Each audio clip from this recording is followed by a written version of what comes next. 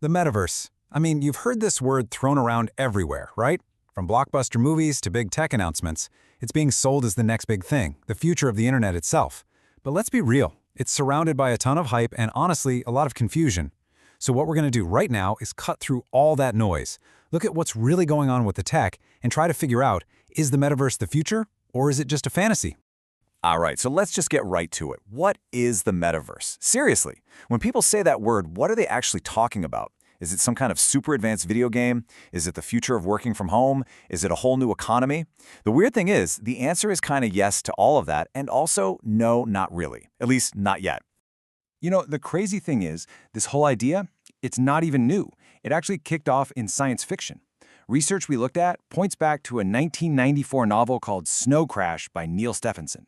He imagined this single, shared 3D space where people could escape their reality using digital avatars. And that's super important to remember, because that sci-fi vision, well, that's the epic dream everyone's still trying to build today. Okay, so moving from a cool idea in a book to something that actually works, that takes a bit more than just a good story. You need a blueprint, right? And the metaverse, it's not some kind of magic. It's this massive piece of technology, and it's built one careful layer at a time. And that blueprint, which comes from research in source R81, actually breaks it all down into 7 layers. The easiest way to think about it is like building a skyscraper. Down at the very bottom, you've got the infrastructure. That's all the physical hardware, the servers, the cables. And then way up at the top, you have the experiences. That's the fun stuff, right? The games, the virtual concerts. Everything will actually do. And all those layers in between, that's the engine that connects the foundation to the penthouse. And what's building these layers? Well, it's not just one single breakthrough. It's a whole bunch of really powerful technologies all coming together at once. You've got XR headsets. That's our window into this world. AI is what makes the characters and environments feel real. Blockchain? That's what lets you actually own your digital things. And then you have these crazy fast networks like 5G. Think of them as the superhighways making instant communication possible. So that all sounds pretty cool theoretically, but where is this stuff actually being used today?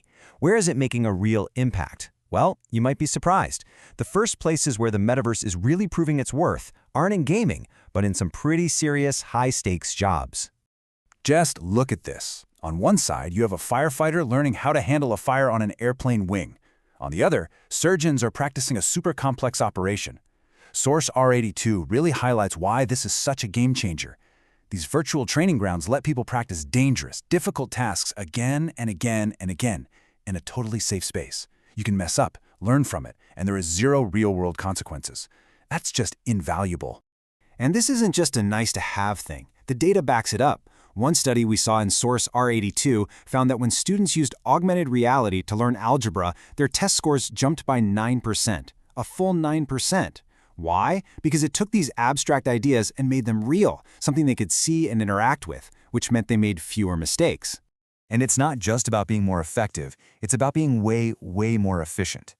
This quote from Source R82 just blew my mind. Training tram drivers using the metaverse can cut time and cost by about 95%. Think about that, 95%. When you don't need a physical location or a real train and you remove all the risks, the savings are just massive. This is the real-world dollars and cents reason why the metaverse is more than just hype. Okay, so if this tech is so great and it's already making a huge difference in these specialized fields, why aren't we all living in the metaverse right now? That's the big question, isn't it? And this is where we get our big reality check. Yeah, what's really holding it back? Forget the marketing buzz for a second. What are the actual concrete roadblocks stopping this sci-fi dream from becoming our everyday thing? Well, the research points to a few major hurdles. I like to think of them as the 3 big battles the metaverse has to win. Battle number 1 is basically a fight against physics itself. This chart from Source R81 shows this constant struggle between bandwidth, how much stuff you can send, and latency, which is how fast it gets there. We've all been on a video call where things freeze or get choppy, right? It's super annoying. Now imagine your entire world is lagging like that. See that red dotted line? That shows that where we are right now, it just isn't good enough for a truly seamless, immersive experience. In this table, also from Source R81, makes it even clearer. Look, 5G is great, it's a big step up, but to get to that holy grail, less than 1 millisecond of delay so it feels truly real-time, we need stuff that's still on the horizon, like Wi-Fi 8. So yeah, we're getting there, but the digital highways for mainstream metaverse, they're definitely still under construction. The second big battle is against what we call walled gardens. It's this problem of interoperability. See, right now, there is no the metaverse. There's just a bunch of different virtual worlds that don't talk to each other. It's like you can't take your cool avatar from your favorite game and bring it into a work meeting on another platform. As Source R81 points out, everything is fragmented. And if nothing can connect, it's not a universe, is it? It's just a solar system with a bunch of isolated planets. And of course, wherever you have data and money, you have the third battle, the fight against bad actors. This diagram from Source R81 gives you a sense of just how vulnerable these new worlds can be.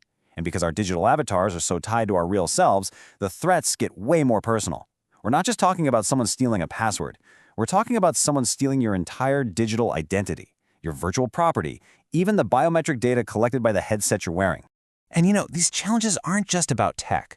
There are huge human problems to solve too. Source R82 points out that a lot of people still get physically sick, like motion sickness, from using VR headsets.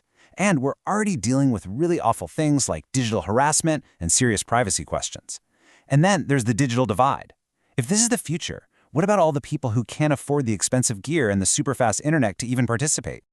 All right, so we've seen the amazing potential, and we've seen the very real challenges. Let's bring it all home and answer that big question we started with. So when you put it all together, the tech, the uses, the roadblocks, where do we stand? Is the metaverse here yet? Let's be direct. The short answer? No. That huge unified world we see in movies, where everyone is connected in one single space, that's not here yet.